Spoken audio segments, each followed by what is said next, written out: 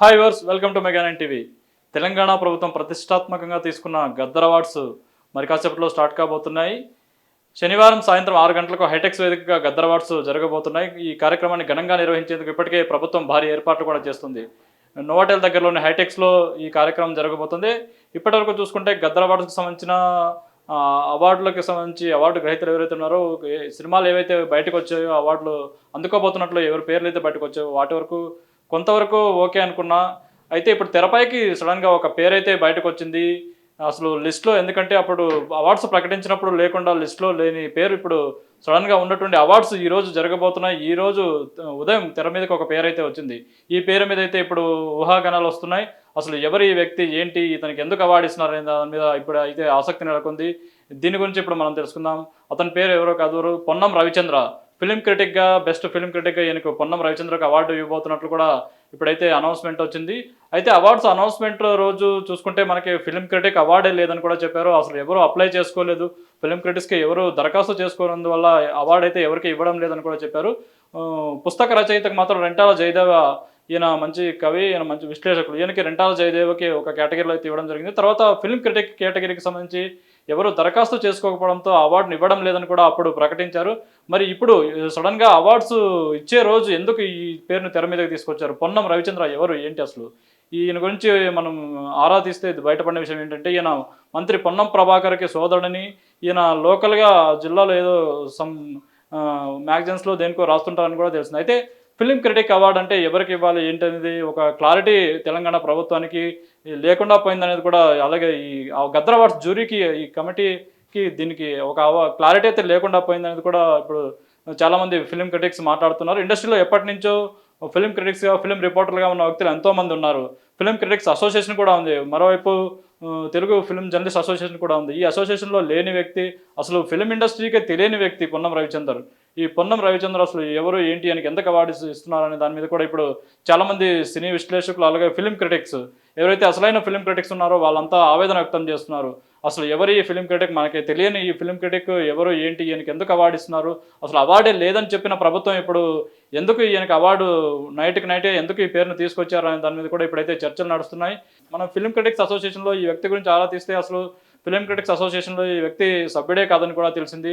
మరి film critics అసోసియేషన్లో లేని వ్యక్తి, అసలు ఫిలిం జర్నలిజంలో ఎప్పుడు ఎక్కడ కనిపించని వ్యక్తి ఈ పొన్నం రవిచంద్ర, ఈయనకి ఎందుకు అసలు అవార్డు ఇస్తున్నారు ఏంటి అనే దాని మీద కూడా ఇప్పుడు ప్రభుత్వాన్ని అయితే అందరూ నిలదీస్తున్నారు.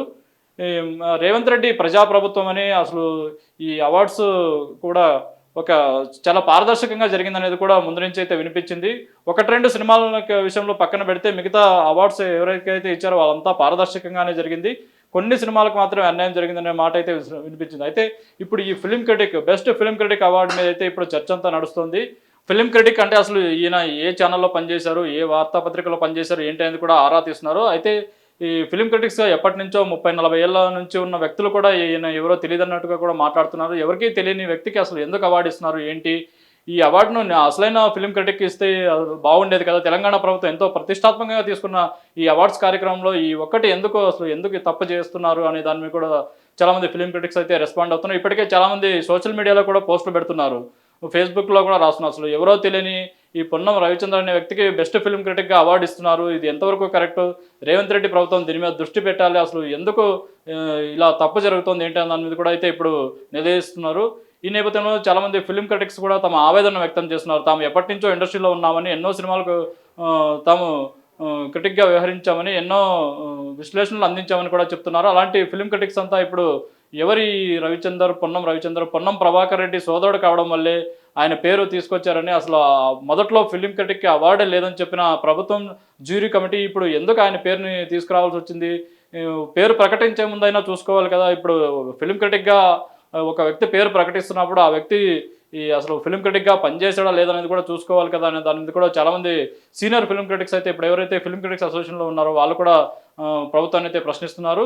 ఈ విషయంపై మరి ప్రభుత్వం కానీ జ్యూరీ కమిటీ కానీ ఎలా స్పందిస్తుందో మరి చూడాలి. మరోవైపు చూసుకుంటే గద్దర్ ఫిల్మ్ అవార్డ్స్కి సంబంధించి ఒక మొమెంటో కూడా వచ్చింది, మొమెంటో బయటకు వచ్చింది. ఆ మొమెంటో నమూనా ఎలా ఉంటుంది ఏంటనే దాని మీద కూడా ఇంతకుముందు అయితే చర్చలు జరిగాయి. గద్దర్ ఫేస్తో ఆయన ముఖ చిత్రం కనిపించేలాగా నమూనా తయారు చేస్తారా, లేక ఎలా ఉంటుందనే దాని మీద కూడా అయితే అప్పట్లో ఊహాగానాలు వచ్చాయి. ఇప్పుడు రీసెంట్గా ప్రకటించిన మొమెంటో చూసుకుంటే ఒక చేతిలో రీల్ బాక్స్ పట్టుకుని చేతికి రీల్ చుట్టుకున్నట్టు అయితే ఒక మొమెంటో నమూనానైతే తెలంగాణ ప్రభుత్వం విడుదల చేసింది.